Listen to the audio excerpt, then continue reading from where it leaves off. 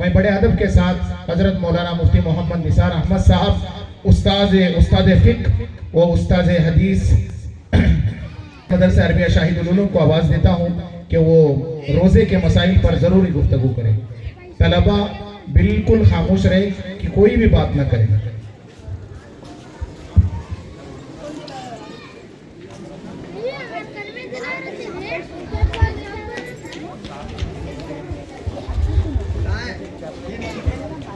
نحمده ونصلي على رسول الكريم أما بعد فأعوذ بالله من الشيطان الرجيم بسم الله الرحمن الرحيم يا أيها الذين آمنوا كتب عليكم الصيام كما كتب على الذين من قبلكم لعلكم تتقون وقال تعالى في موضع آخر وأطيعوا الله وأطيعوا الرسول صدق الله العظيم سبحانك لا علم لنا إلا ما علمتنا إنك أنت العليم الحكيم سبحانك لا علم لنا إلا ما علمتنا إنك أنت العليم الحكيم سبحانك لا علم لنا إلا ما علمتنا إنك أنت العليم الحكيم رب اشرح لي صدري ويسر لي أمري واحلل عقدة من لساني يفقهوا قولي اللهم صل على سيدنا محمد وعلى آل سيدنا محمد وبارك وسلم في أول كلامنا اللهم صل على سيدنا محمد وبارك وسلم في أوسط كلامنا اللهم صل على سيدنا محمد وعلى آل سيدنا محمد في آخر كلامنا. بزرگان محترم اور میرے نوجوان ساتھیوں اور پردہ نشین میری ماں اور بہنوں، السلام علیکم ورحمۃ اللہ وبرکاتہ. مجھے حضرت نے موضوع دیا ہے رمضان کے چند اہم مسائل جو ہمارے درمیان کامن ہیں اور اس سے ہمیں لا علمی ہونے کی وجہ سے، معلوم نہ ہونے کی وجہ سے کچھ غلطیاں ہم سے ہو جاتی ہیں، چوک ہو جاتی ہیں. تو میں اس موضوع کو چھیڑنے سے پہلے صرف 2-3 باتیں آپ کے سامنے رکھتا ہوں. دعا فرمائیں کہ اللہ تعالیٰ مجھے صحیح بات کہنے کی اور ان باتوں پر ہم سب کو اس پر عمل پیرا ہونے کی توفیق عطا فرمائیں.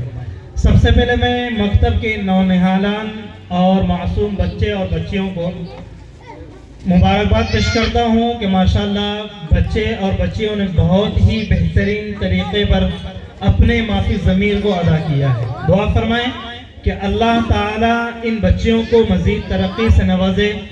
بالخصوص ان کو تیار کرنے والے استاد محترم حضرت مولانا فضل الرحمن صاحب دامت برکاتہم کو جزائے خیر عطا فرمائیں، حضرت کی محنتوں کو قبول فرمائیں اور اسی طرح سے اس مسجد کی کمیٹی کو بھی، ان کی محنت کو بھی، ان کی کاوشوں کو بھی شرف قبولیت سے نوازے. دوسری چیز ہے مکالمے کے اندر اسی طرح سے اس پورے پروگرام میں 2 چیزیں ہمارے سامنے بہت ہی اہم آئیں. ایک ہے جو بچوں نے نماز جنازہ اور جنازے کے تعلق سے کچھ باتیں پیش کی ہیں اور اس کے اندر ہونے والی خرافات کو بھی انہوں نے ہمارے سامنے رکھی ہیں.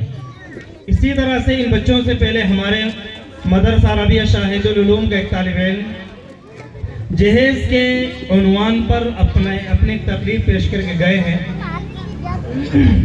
دیکھیے، چاہے وہ جہیز کا معاملہ ہو اور اسی طرح سے جہیز سے جڑی بہت ساری خرافات ہیں، بہت ساری بدعات ہیں جو ہم میں بہت ہی رائج ہیں.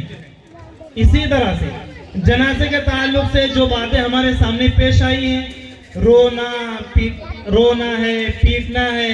اسی طرح سے انتقال ہونے پر اللہ کو کوسنا ہے اور انجان ہو کر، جان بوجھ کر تو کوئی گالیاں نہیں دیتا ہے، انجان ہو کر لا علمی کی وجہ سے بہت ساری باتیں ہماری زبان سے نکل جاتی ہیں جو بسا اوقات ایمان کے چلے جانے کا سبب بھی بنتی ہیں. وہ باتیں، یہ جو باتیں ہیں ہم تمام جانتے ہیں، بوجھتے ہیں کہ بھائی یہ چیزیں غلط ہیں. جیسے جہیز ہر ایک کو معلوم ہے کہ غلط ہے، شادی میں اور بہت سارے رواجات ہیں وہ بھی معلوم ہے کہ یہ غلط ہے.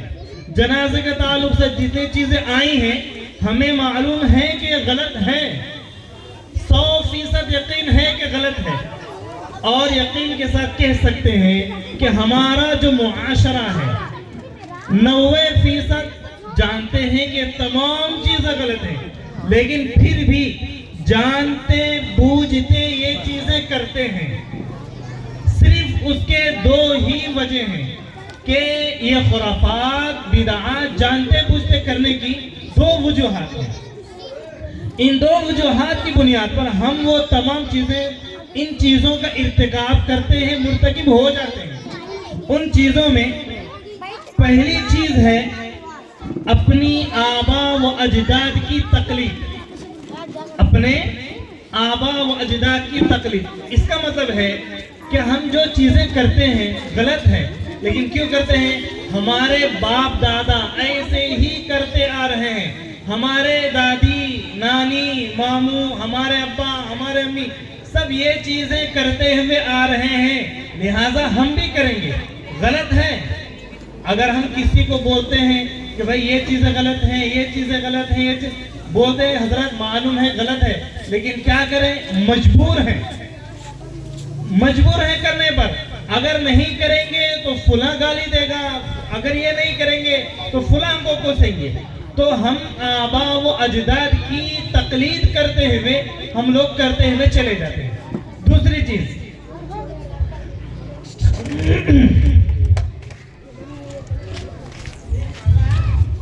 دوسری چیز ہے نعت اور عزت کا مسئلہ۔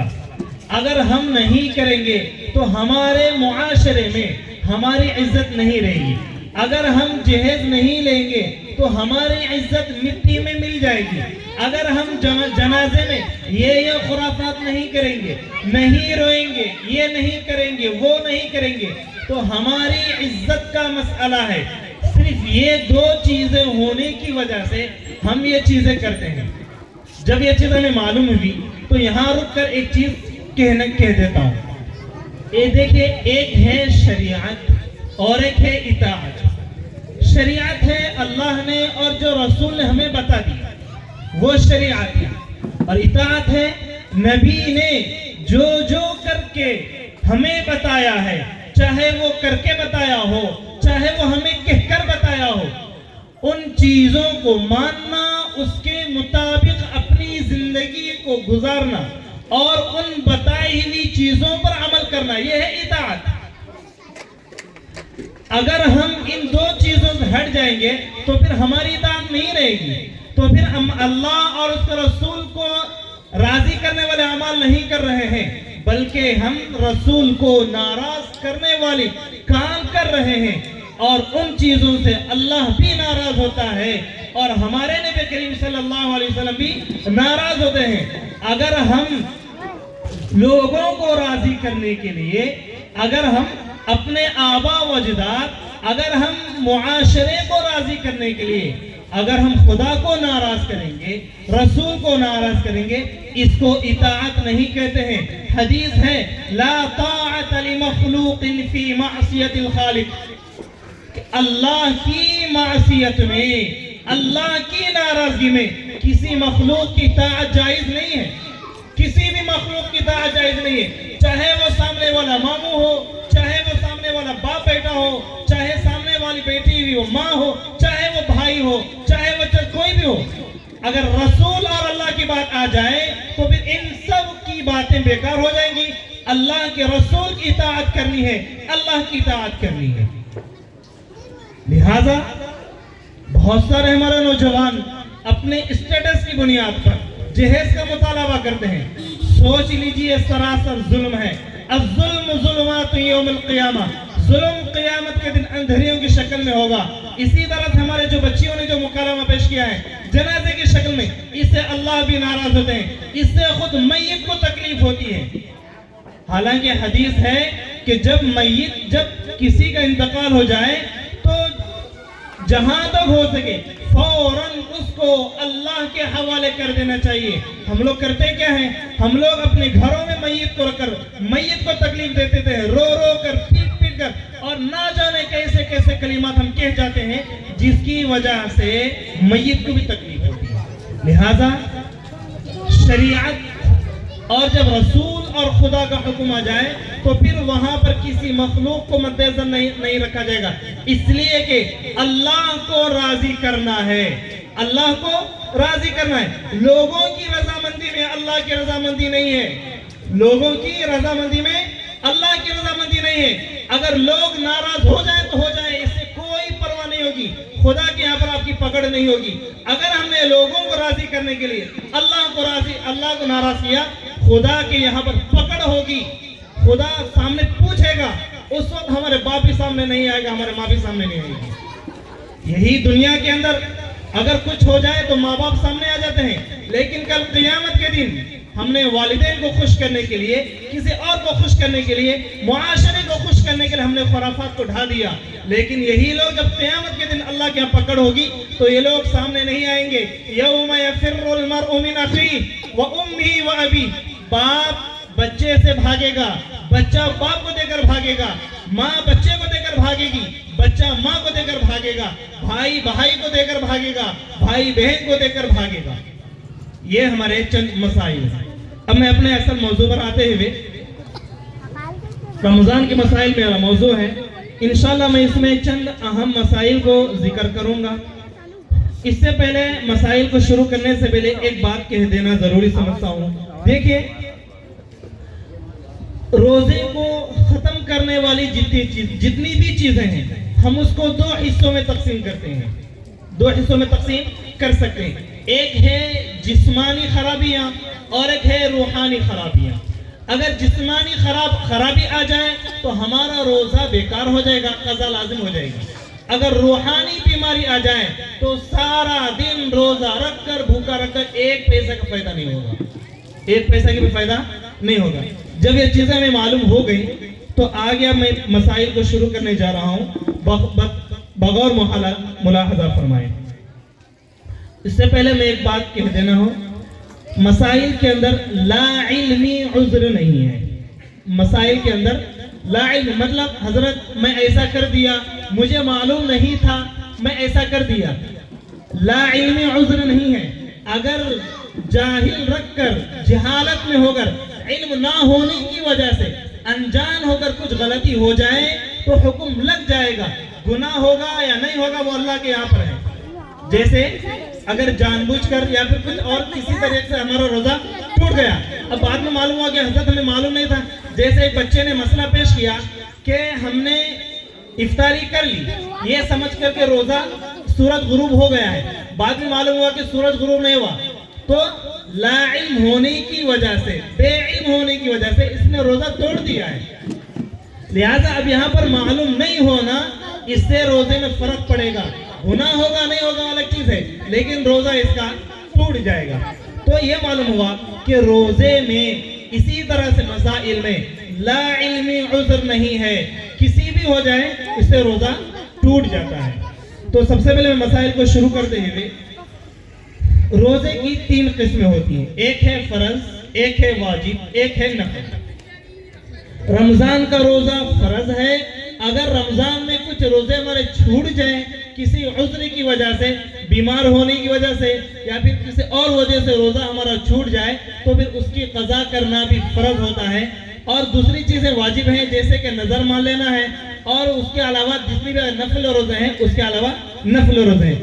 لہٰذا ہمیں نوافل اور واجبات سے زیادہ جب رمضان آ جائے تو رمضان کو فوکس کرنا ہے۔ بعض حضرات یہ کرتے ہیں کہ نظر کو فوکس کرتے ہیں، اگر نظر رکھ لیا، نظر کا روزہ ہے، اسی طرح سے وہ 27ویں کا روزہ ہے، اسی طرح سے 15ویں شعبان کا روزہ ہے۔ ان چند روزے ہیں جن کا بہت ہی اہتمام ہوتا ہے، بالخصوصیت کے ساتھ اہتمام کیا جاتا ہے۔ جب رمضان کا مسئلہ آ جائے تو ڈھیلے پڑ جاتے ہیں۔ معلوم یہ ہوا کہ ہمارے نزدیک روزوں کی قدر نہیں، رمضان کی قدر نہیں، لیکن رمضان کی قدر زیادہ ہے۔ اللہ نے فرمایا ہے کتب علیکم الصوم، تم پر روزہ فرض کیا گیا ہے۔ اللہ کے نبی نے فرمایا ہے اگر کوئی بندہ بغیر کسی عذر کے رمضان کا ایک روزہ چھوڑ دے، اگر وہ اس کی قضا میں، اس کے طلاق کے معافات میں عمر بھر روزہ رکھتا رہے اس کے تمام روزے رمضان کے ایک روزے کے برابر نہیں ہو سکتا، رمضان کے ایک روزے کے برابر نہیں ہو سکتا ہے۔ تو معلوم ہوا کہ ان تین روزوں میں رمضان کے روزے کی اہمیت زیادہ ہے۔ چھوٹی چھوٹی معمولی سے عذر کی وجہ سے ہمارا روزہ نہیں چھوٹنا چاہیے۔ نمبر 2 ہے روزہ کب سے شروع ہوتا ہے؟ ہمارا روزہ طلوع فجر سے شروع ہوتا ہے۔ طلوع فجر کا مطلب ہے جیسے ہی امام صاحب مسجد میں اعلان کر دیں کہ بھئی روزہ سحری کا وقت ختم ہو چکا ہے، جیسے ہی اعلان ہو ہمارا روزہ شروع ہو گیا۔ بعض حضرات یہ کرتے ہیں کہ جیسے نیند لگ گئی تھی اٹھے، بعض حضرات یہاں پر یہ باتیں پائی جاتی ہیں کہ اشہد اللہ الہ الا اللہ تک سحری کر سکتے ہیں، بعض یہاں پر یہ خیال ہے کہ حی علی الصلاۃ تک سحری کر سکتے ہیں۔ یہ تمام چیزیں غلط ہیں۔ جیسے ہی طلوع فجر ہو، جیسا ہمارے اس زمانے میں تو آسان ہو گیا، مسجدوں میں اعلان ہو جاتے کبھی سحری کا وقت ختم ہو چکا ہے، جیسے ہی اعلان ہو روزہ ہمارا شروع ہو جاتا ہے۔ اس کے بعد اگر ہم ایک گھونٹ بھی پانی پیئیں گے ہمارا روزہ نہیں ہوگا، ہمارا روزہ نہیں ہوگا۔ یہاں تو علماء کرام فرماتے ہیں کہ احتیاطاً طلوع فجر سے پہلے، فجر کا وقت شروع ہونے سے 5 منٹ پہلے ہی ختم کر لیں، 5 منٹ پہلے ہی ختم کر لیں، تو معلوم یہ ہوا کہ ہمارا روزہ حی علی الصلاۃ سے شروع نہیں ہوتا ہے، اشہد اللہ الہ سے شروع نہیں ہوتا ہے، بلکہ طلوع فجر سے، فجر کا وقت جیسے ہی شروع ہمارا روزہ وہاں سے اسٹارٹ ہو جاتا ہے۔ اس کے بعد کچھ کھانا پینا، اس سے ہمارا روزہ ٹوٹ جائے گا اور اس دن کا پھر قضا بھی واجب ہو جائے گی۔ دوسری چیز ہے معمولی عذر کی وجہ سے روزہ چھوڑ دیتے ہیں۔ جیسے اس کی مثال جیسے کہ کسی کو بیڑی کی عادت ہے، کسی کو گٹکے کی عادت ہے، کسی کو اور کسی کی عادت ہے، یہ اعذار نہیں ہے، یہ اعذار نہیں ہے۔ بعض لوگ کہتے ہیں کہ بیڑی چھوڑ دوں گا تو مجھے کچھ یہ بیماری ہو جائے گی، مجھے یہ بیماری ہو جائے گی، یہ سب لنگ اعذار ہیں، یہ سب اعذار لنگ ہیں، ان کی وجہ سے روزہ چھوڑنا جائز نہیں ہے۔ اگر کوئی بندہ ان اعذار لنگ کی وجہ سے روزہ چھوڑتا ہے تو روزے کی قضا بھی واجب ہوگی اور روزے کا کفارہ بھی واجب ہوگا۔ اور اس کے بعد ایک مسئلہ ہے روزہ رکھ کر انجیکشن لگانا کیسا ہے؟ دیکھیں انجیکشن لگانے کی انسان جو لگاتا ہے وہ دو ہی وجہ سے لگائے گا، یا تو وہ بیمار ہوگا یا تو وہ روزہ رکھ کر کمزوری آ گئی ہے، اب وہ طاقت بڑھانے کے لیے روزہ انجیکشن لگانا چاہتا ہے۔ تو سب سے پہلے یہ بات جان لیں کہ انجیکشن لگانے سے، اسی طرح سے سلائن چڑھانے سے روزہ نہیں ٹوٹتا ہے، روزہ نہیں ٹوٹتا ہے۔ اگر کوئی بندہ عذر کی وجہ سے واقعتاً بیمار ہے، بخار ہے یا پھر کوئی اور بیماری ہے، اس کی وجہ سے ڈاکٹر لگانے کا مشورہ دیتا ہے تو پھر لگانا مکروہ نہیں ہے، بلا کراہت جائز ہے۔ اگر کوئی صرف طاقت حاصل کرنے کے لیے کمزوری آ رہی ہے، طاقت حاصل کرنے کے لیے، اور ایسی کمزوری ہے اگر برداشت کر لے تو بندے کو کوئی زیادہ بیماری نہیں ہوگی، تو پھر ایسی صرف طاقت حاصل کرنے کے لیے انجیکشن لگانا مکروہ ہے، ایسا نہیں لگانا چاہیے۔ اس کے بعد ہے کان میں دوا ڈالنا، اسی طرح سے ناک میں دوا ڈالنا۔ ناک اور کان میں دوا ڈالنے سے، اگر کان میں دوا ڈالنے سے کان کے پردے کے اندر دوا چلی جائے، اسی طرح سے ہماری جو ناک میں جو نرم ہڈی ہے، اگر وہ نرم ہڈی کے اوپر دوا چلی جائے، اس سے روزہ ٹوٹ جاتا ہے، اس سے روزہ ٹوٹ جاتا ہے۔ اسی طرح سے بعض حضرات کو وضو میں جو ناک میں پانی لینے کا جو مسئلہ ہے، بعض حضرات پانی لیتے نہیں ہیں بلکہ کھینچتے ہیں پانی کو بعض حضرات کھینچتے ہیں۔ حالانکہ اگر صرف پانی اس طرح سے لے کر اگر یہ چھوٹی انگلی سے کر لیں گے تو پانی ہمارے ناک کی نرم ہڈی تک پانی پہنچ جائے گا، لیکن بعض حضرات پانی کو کھینچتے ہیں، کھینچنے کی وجہ سے پانی نرم ہڈی کے اوپر چلا جاتا ہے، اس سے بھی ہمارا روزہ ٹوٹ جائے گا، اس سے بھی ہمارا روزہ ٹوٹ جائے گا۔ لہذا ہمیں احتیاط کی ضرورت ہے۔ اسی طرح سے بعض حضرات کو دمے کی بیماری ہوتی ہے اور بعض حضرات کو سردی کا بھی مسئلہ ہوتا ہے، تو وہ لوگ انہیلر کا استعمال کرتے ہیں۔ اگر وہ سردی کی وجہ سے استعمال کرتے ہیں، جیسے کہ جو چھوٹے وہ وسک وغیرہ ملتے ہیں سونگنے کے لیے، اس سے روزے میں فرق نہیں پڑتا ہے۔ ہاں اگر انہیلر استعمال کرتے ہیں، جیسے منہ میں جو اسپرے کرنے کا آتا ہے، उससे रोजा टूट जाता है। इनहेलर का इस्तेमाल करने से रोजा टूट जाता है, इसलिए उसके अंदर से जो ज़र्रात निकलते हैं, जो पानी के छोटे छोटे जो कतरे निकलते हैं, वो हमारे हलक के नीचे चला जाता है, दवा हलक के नीचे चली जाती है। तो इनहेलर के इस्तेमाल से, मुंह में इस्तेमाल करने से रोजा हमारा टूट जाएगा। इसी तरह से एक मसला है दरिया में नहाना, स्विमिंग करना। इसी तरह से कहीं और हम लोग नहाने के लिए चले गए तो नहाते हुए हमें एहतियात की जरूरत है, इसलिए कि जैसे मसला ऊपर आया कि अगर नाक और कान में पानी अंदर चला जाए तो इससे हमारा रोजा टूट जाता है। लिहाजा सबसे पहली बात यही है कि हम रोजों में दरिया में जाने से, स्विमिंग करने से हमें एहतियात की जरूरत है, हमें एहतियात की जरूरत है, इसलिए कि अदम एहतियात हमारा रोजा खराब कर देगा। कभी कभार हमारा अदम एहतियात, बाद में फिर चल कर फिर मसला पूछते हैं, हजरत मुझे मालूम नहीं था, मुझे गलती से ऐसा नहीं, गलती उज्र नहीं है। नाक में पानी चला गया, कान में पानी चला गया, इससे रोजा टूट जाता है। उसके बाद के मसाइल क्या हैं, आप अपने उलमा किराम से और इसी तरह से हजरत मौलाना फजलुर रहमान साहब आपके खिदमत में हर वक्त मौजूद रहते हैं, मालूम करें। लेकिन नाक और कान में पानी जाने से रोजा टूट जाता है।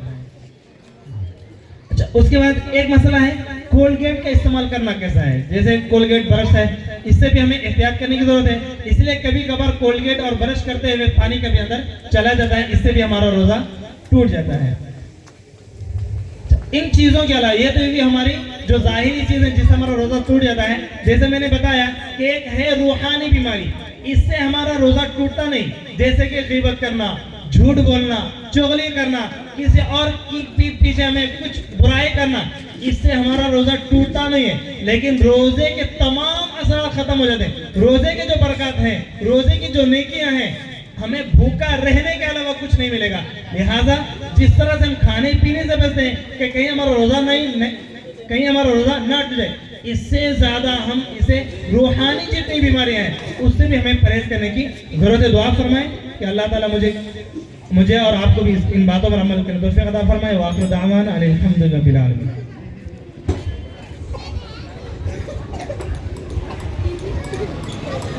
जज़ाकल्लाहु खैरन व अहसनिल जज़ा। वीडियो के नीचे सब्सक्राइब के बटन पर क्लिक करें, बेल के आइकॉन पर क्लिक कीजिए ताकि हर नई वीडियो की नोटिफिकेशन आपको मिल जाए।